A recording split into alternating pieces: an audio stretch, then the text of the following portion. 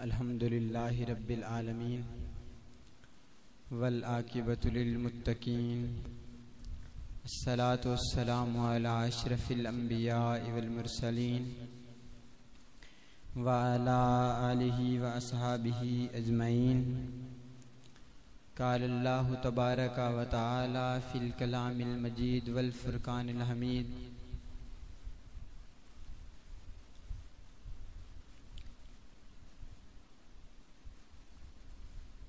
انما یخشی اللہ من عبادہ العلماء. صدق اللہ العظیم وبلغنا رسولہ النبی الکریم.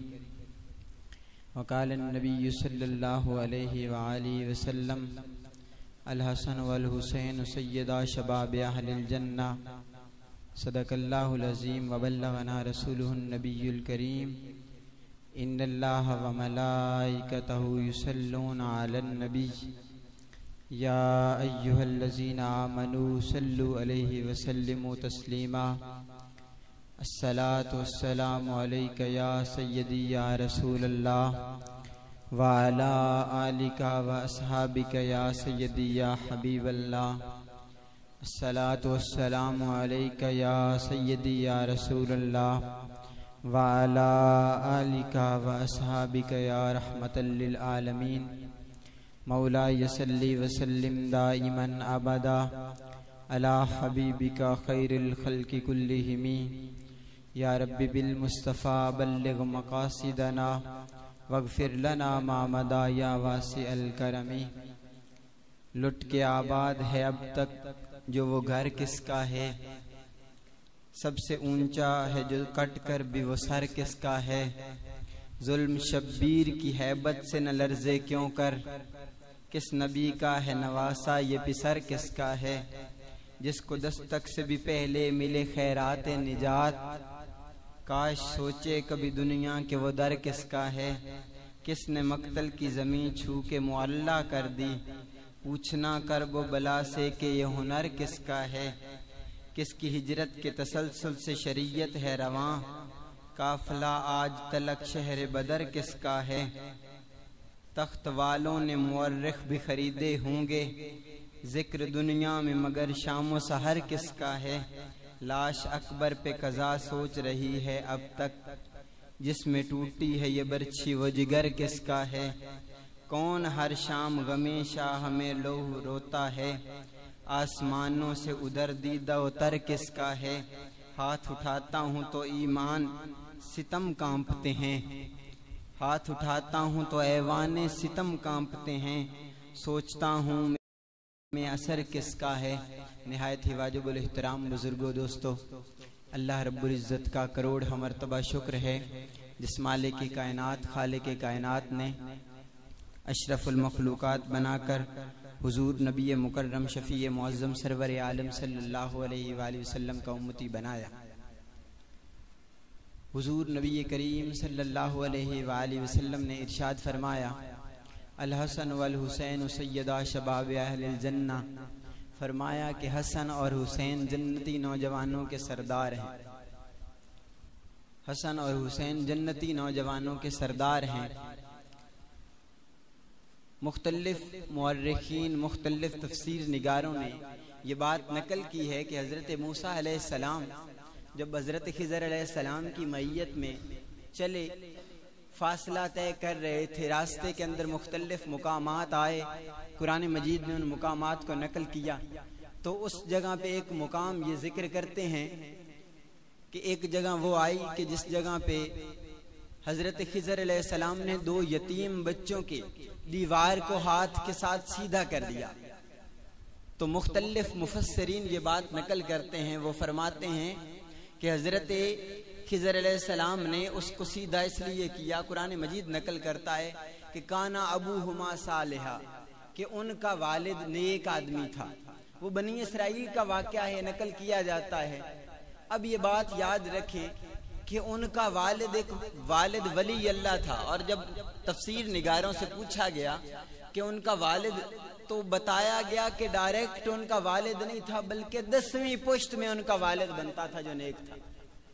تو 10ویں پشت میں نیک والد کی وجہ سے اللہ رب العزت نے حضرت خضر علیہ السلام کے دل میں یہ بات ڈالی. انہوں نے ہاتھ کے ساتھ دیوار کو سیدھا کر دیا, لیکن یہاں پہ 10ویں پشت کوئی نہیں, یہاں پہ 10ویں پشت نہیں, بلکہ ڈائریکٹ جن کے والد مولا مشکل کشا ہیں اور جن کے نانا سید الانبیاء سردار کائنات ہیں, تو ان کو حسنین کریمین کہا جاتا ہے.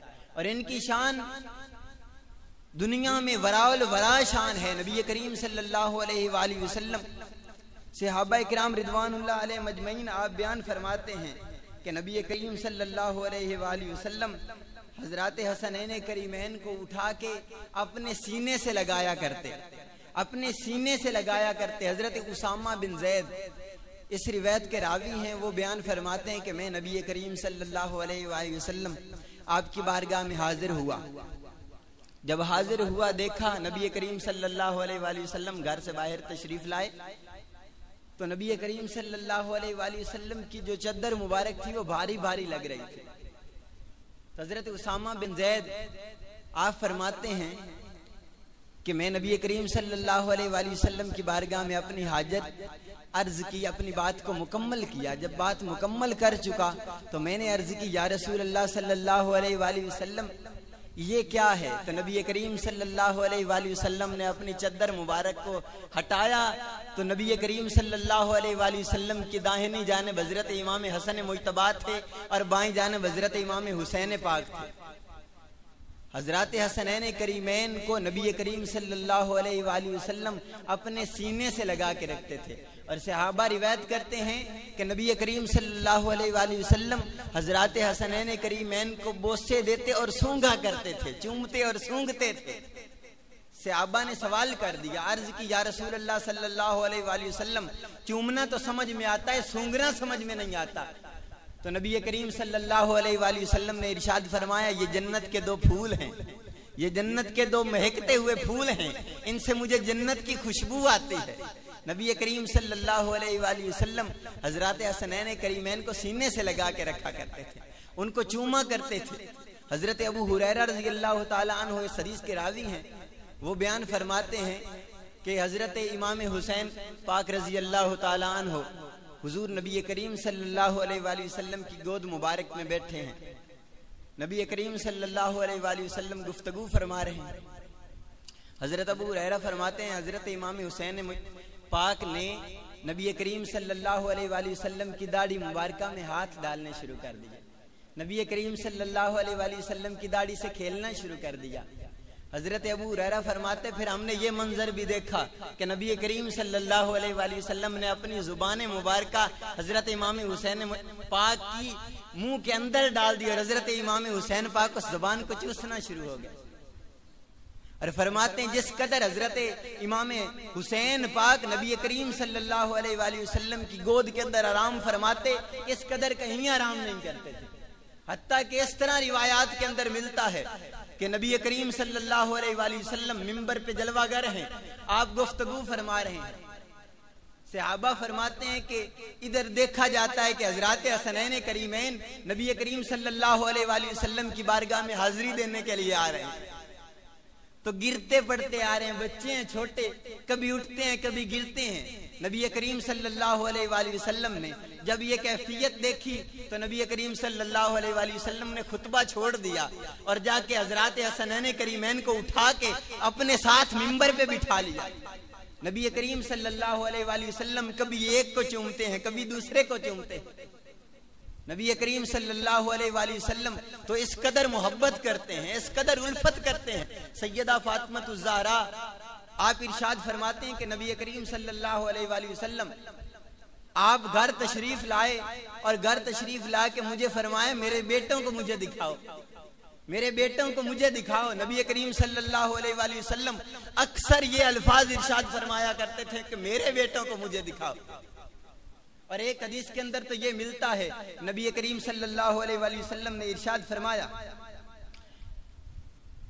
کہ یا اللہ میں ان دونوں سے محبت کرتا ہوں, یا اللہ میں ان دونوں سے محبت کرتا ہوں, تو بھی ان سے محبت کر اور ان سے محبت کر جو ان دونوں سے محبت کرتا ہے. اور خوشخبری دے دی. پھر فرمایا کہ جو ان دونوں سے محبت کرے گا اللہ رب العزت اسے جنت عطا فرمائے گا. یہ خوشخبریاں عطا فرما دی کہ جو ان دونوں سے محبت کرے گا اللہ رب العزت اسے جنت عطا فرمائے گا. محبت کے تقاضے ہیں, محبت دیکھی جاتی ہے, محبت کے کچھ اصول ہیں, محبت کے لیے کچھ دل ہوتے ہیں جن دلوں کے اندر وہ خاص محبتیں ہوتی ہیں, اور وہ محبت نبی کریم صلی اللہ علیہ وآلہ وسلم کے نواسے کے ساتھ ہو تو پھر اس محبت کا انداز الگ ہوتا ہے.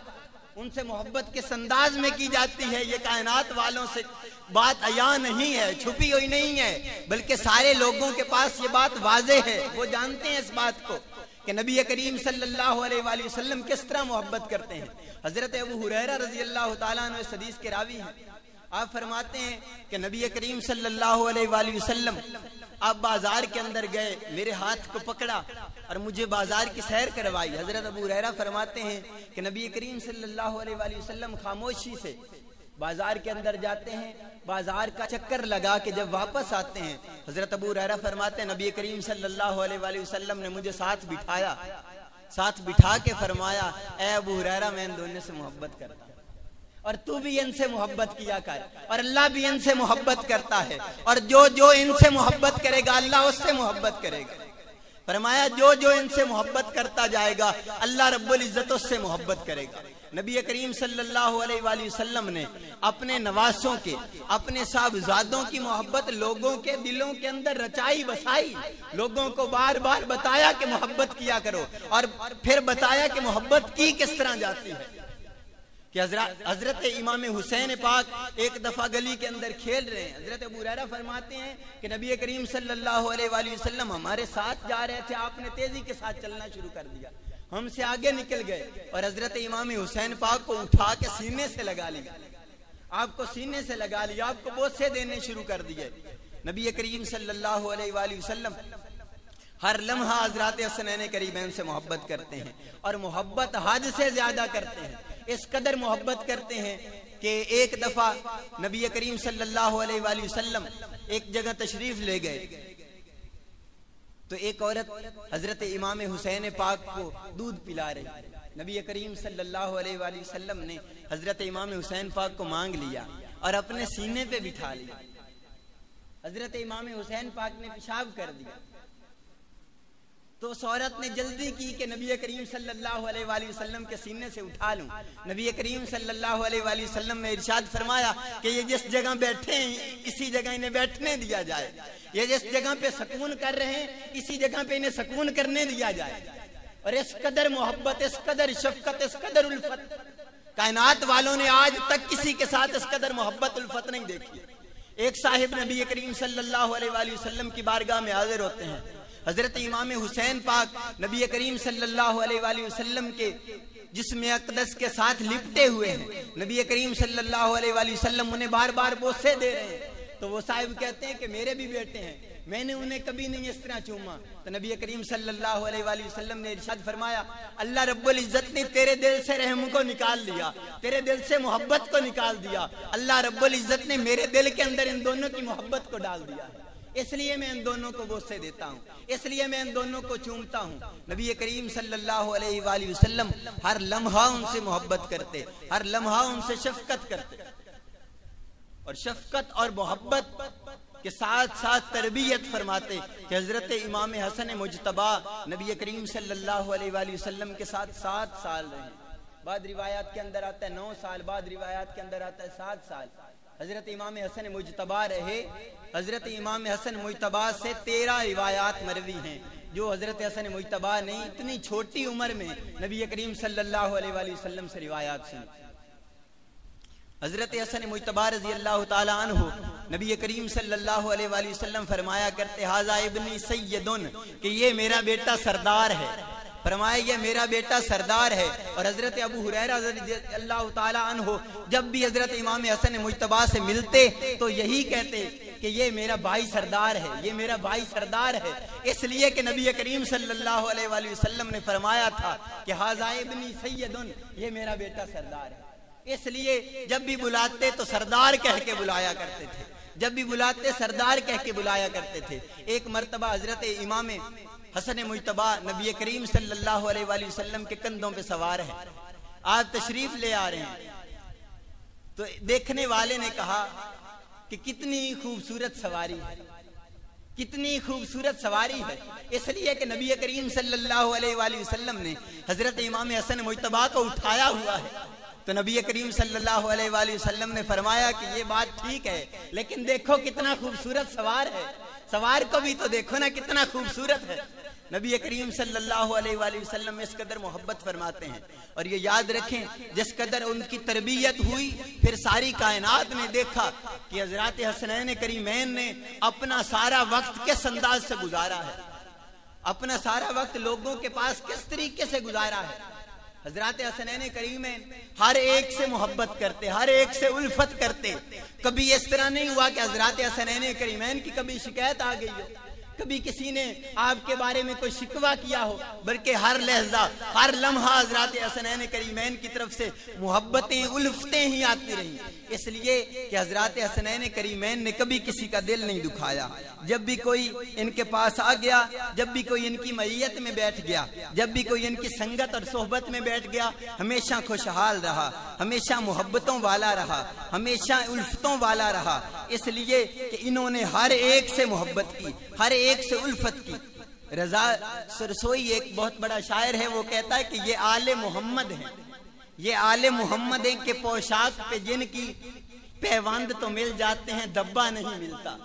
یہ آل محمد ہیں کہ پوشاک پہ جن کی پیوند تو مل جاتے ہیں دبا نہیں ملتا، کہ کبھی آج تک ان کی دامن اقدس پہ کبھی کوئی داغ نظر نہیں آتا، جب بھی دکھائی دیتی ہیں خوبصورتیاں دکھائی دیتی ہیں، مہکیں دکھائی دیتی ہیں، خوشبوئیں نظر آتی ہیں، جب بھی کوئی پاس بیٹھتا ہے اس کو الفت ہی ملتی ہے، محبت ہی ملتی ہے۔ کوئی ایسا شخص کبھی اس طرح آپ کی بارگاہ میں پیش نہیں ہوا کہ اس کو دھدکار دیا جائے، اس کو دروازے سے خالی لوٹا دیا جائے، نہیں، بلکہ آل نبی اولاد علی کی ہمیشہ یہی ترہ امتیاز رہا، ان کا طریقہ ساری زندگی یہی رہا کہ جو دامن اقدس میں آ گیا، جو دربار پہ آ گیا، جو در پہ حاضری کے لیے آ گیا، جو سوالی آ گیا، جو مانگنے والا آ گیا، کبھی خالی نہیں گیا۔ جس طرح کا کسی نے سوال کیا اسی طریقے سے اسے نوازا گیا، جس طریقے سے کسی نے مانگا اسی طریقے سے اسے عطا کیا گیا۔ امام غزالی رحمت اللہ علیہ نے یہ ایک واقعہ نقل کیا ہے، وہ فرماتے ہیں کہ حضرت امام حسین پاک اپنے گھر سے نکلتے ہیں، راستے میں جا رہے ہیں، غریب خاندان بیٹھا ہوا ہے، ایک غریب خاندان بیٹھا ہوا ہے، انہوں نے حضرت امام حسین پاک کو دعوت دے دی کھانے کی۔ حضرت امام حسین پاک نے بغیر کسی پریشانی کے اسی وقت دعوت کو قبول فرمایا اور ان غریب لوگوں کے پاس بیٹھ کے کھانا تناول فرمایا۔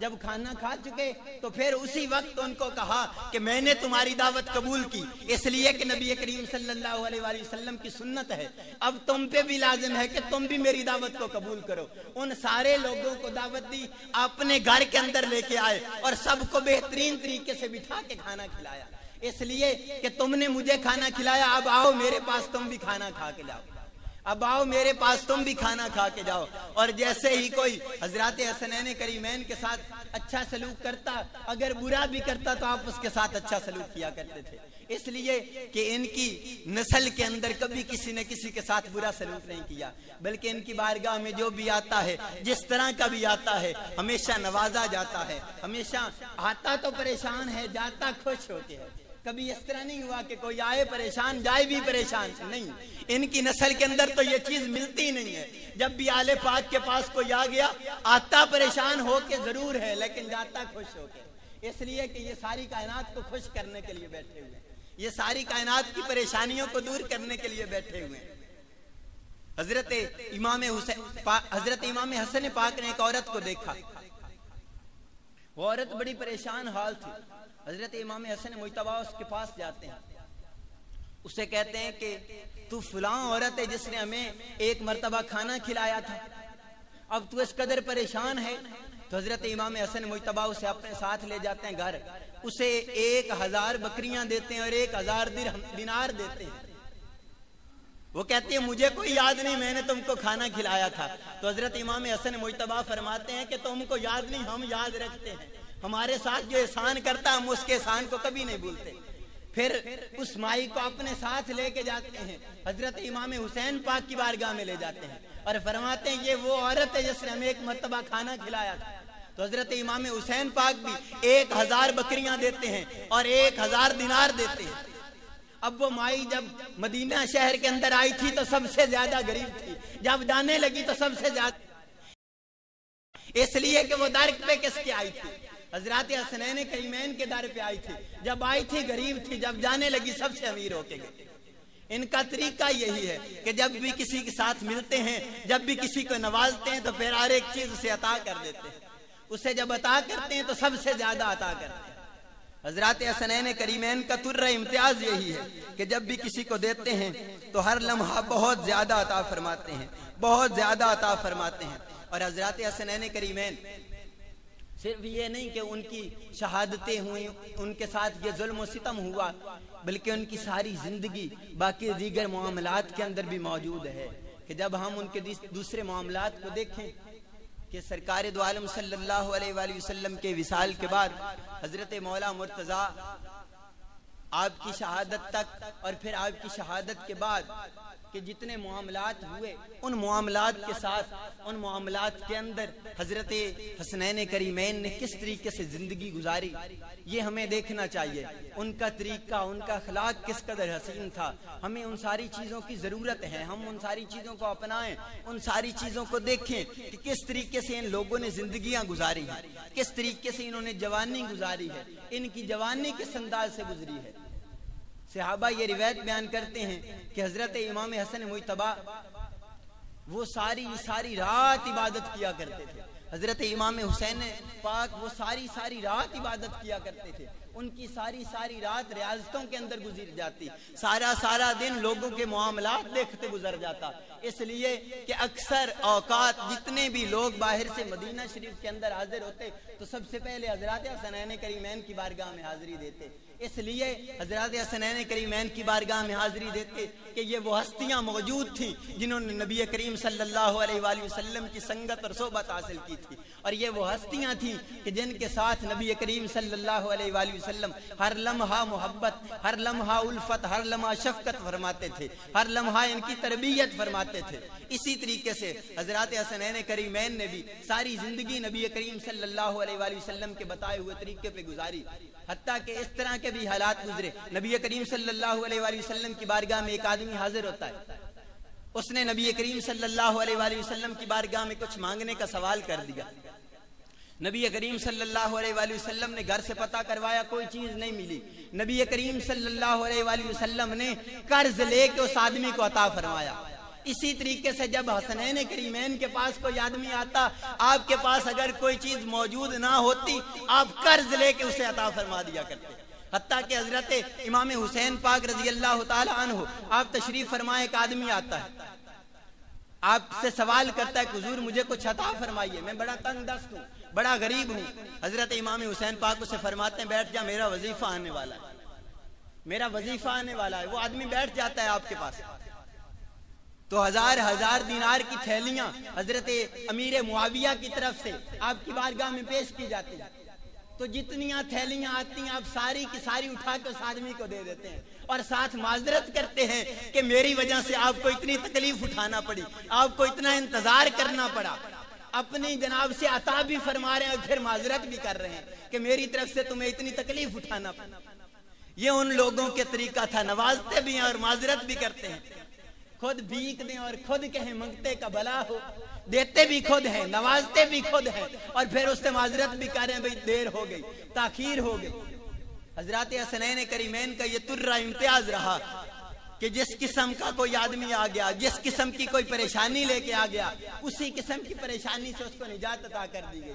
حضرت عبداللہ بن زبیر رضی اللہ تعالی عنہ آپ یہ اس روایت کے راوی ہیں، وہ فرماتے ہیں کہ میں ایک مرتبہ حضرت امام حسن مجتبی رضی اللہ تعالی عنہ آپ کے ساتھ سفر میں جا رہا تھا، تو راستے میں کھجوروں کا ایک باغ تھا جو کئی عرصہ سے خشک ہو گیا تھا۔ تو فرماتے ہیں کہ ہم وہاں پہ کچھ دیر آرام کرنے لگے، تو میرے دل کے اندر یہ خواہش پیدا ہوئی کہ کاش میں اس جگہ سے کچھ کھجوریں کھاتا۔ تو حضرت عبداللہ بن زبیر نے حضرت امام حسن مجتبی سے عرض کی کہ حضور میرا دل تھا یہاں سے کچھ کھجوریں کھاتا۔ تو حضرت امام حسن مجتبی نے فرمایا اچھا واقعی تیرا دل ہے کھجوریں کھانے کے لیے؟ تو حضرت عبداللہ بن زبیر نے عرض کی کہ حضور میرا دل ہے میں یہاں سے کچھ کھجوریں کھاؤں۔ حضرت امام حسن مجتبی نے ہاتھ اٹھا کے دعا کی تو اسی وقت درخت جو تھے سرسبز ہو گئے، ان پہ کھجوریں لگ کے پک گئی۔ آپ نے فرمایا حضرت عبداللہ بن زبیر سے اب جتنی چاہتے ہو کھجوریں کھاتے رہو، تمہارا دل تھا کھجوریں کھانے کے لیے، اب تم نے کہہ ہی دیا، اب کھاتے رہو جتنا جی چاہتا ہے تمہارا۔